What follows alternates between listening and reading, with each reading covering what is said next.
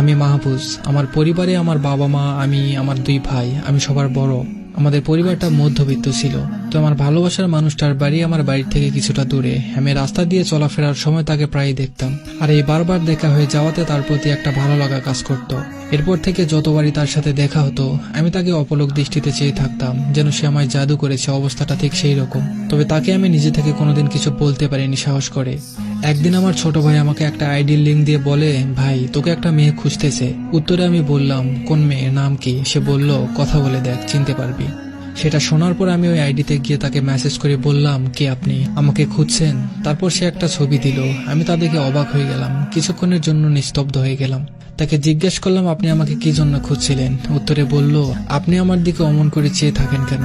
আমি উত্তরে বললাম, আপনাকে আমি অনেক পছন্দ করি, আর আপনার চেহারাটা অনেক মায়াবী, তাই দেখে চোখ ফেরাতে পারি না।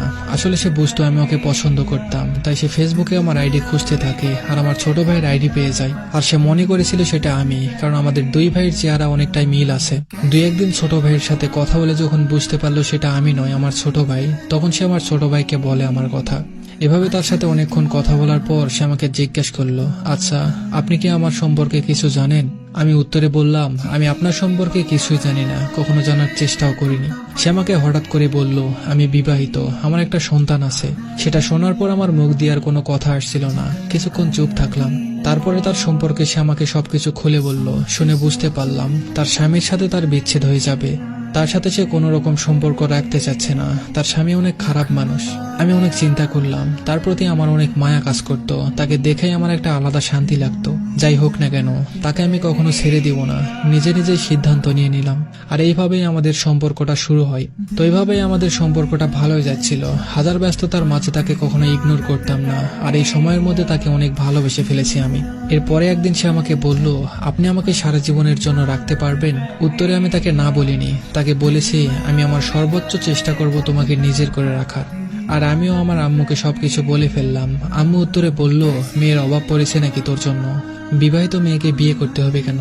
এইভাবে আমি আরো অনেক কয়েকবার আম্মুকে বলেছি, অনেকবার বুঝিয়েছি, তারপরেও হাল ছেড়ে দেয়নি কখনো। এর কিছুদিন পর তার জন্মদিন ছিল, 23শে সেপ্টেম্বর 2023। তার জন্য কেক আর গিফট নিয়ে গেলাম। আমার যাওয়ার কিছুক্ষণ পর একটা ছোট ভাই আসলো পাশের এলাকার। সেও কেক আর কিছু গিফট নিয়ে আসলো।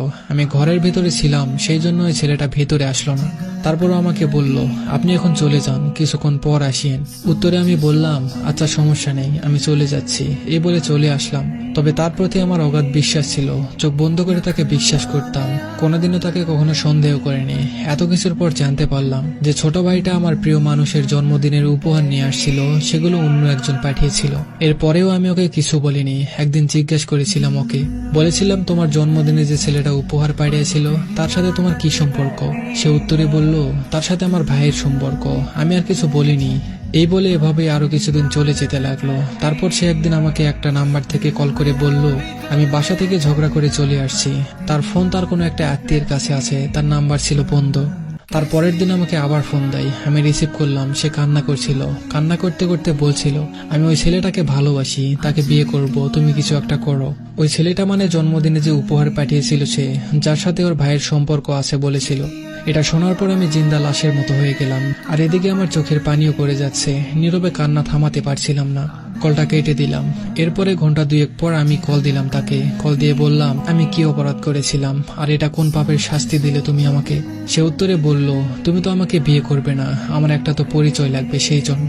তারপরেও আমি ওকে বলেছি, আচ্ছা সমস্যা নেই, আমি দেখি কি করতে পারি, তুমি কোনো টেনশন করিও না। পরের দিন ফোন দিয়ে আবারও কান্নাকাটি করছিল। আমি বললাম, কান্না করো কেন? সে বলল, সেও আমাকে বিয়ে করতে পারবে না, তার ফ্যামিলি মানছে না, আর সে তার ফ্যামিলির বিরুদ্ধে যেতে পারবে না। এখন আমি মরে যাব, ফাঁসি দেব, আরো কত কিছু বলল। আমি বললাম, তুমি শান্ত হও, তুমি আমার সাথে কাল দেখা করো।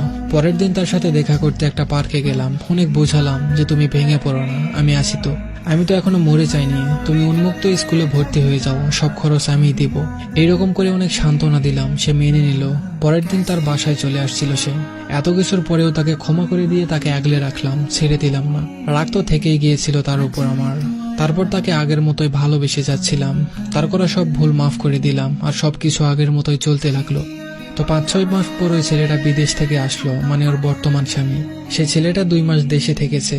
সে একটা রাতে আমার মাথায় হাত রেখে বলেছিল সে কোনোদিনও তার সাথে সম্পর্ক বা যোগাযোগ করবে না, আর কোনো পুরুষের সাথে কথাও বলবে না। তার প্রতি বিশ্বাসটা একটু নড়বড়ে হয়েছে ঠিকই, তবে আগের মতোই তার প্রতি মায়া ভালোবাসা কোনোটাই কমেনি। ঠিক আগের মতোই শুরু করলাম, আর এভাবেই চলছিল। ওই ছেলেটাও বিদেশ চলে যায় 1 মাসের মধ্যে। হঠাৎ সে আমাকে একটু ইগনোর করা শুরু করলো আবার। আমারও তার উপর সন্দেহটা আরো বেড়ে যাচ্ছিল। তার মধ্যে বেশ কয়েকবার জিজ্ঞেসও করেছিলাম, বলেছিলাম তুমি আমাকে আবার ঠকাচ্ছ না তো? সে আমাকে উল্টো মেজাজ দেখাতো। আমার সাথে ভিডিও কলে থাকা অবস্থায় সে মেসেজ করতো। আমি তার চোখ দেখেই বুঝতে পারতাম সে মেসেজ করতেছে। এভাবে কত হাজারবার জিজ্ঞেস করতাম কার সাথে মেসেজ করো, সে বলল বান্ধবীর সাথে। ফোনে থাকা অবস্থায় অনেকবার কলও আসতো। আমি জিজ্ঞেস করতাম কে কল দিয়েছে। তার একটা বেস্ট ফ্রেন্ড ছিল, মেয়ে বান্ধবী, নাম ছিল মুক্তা।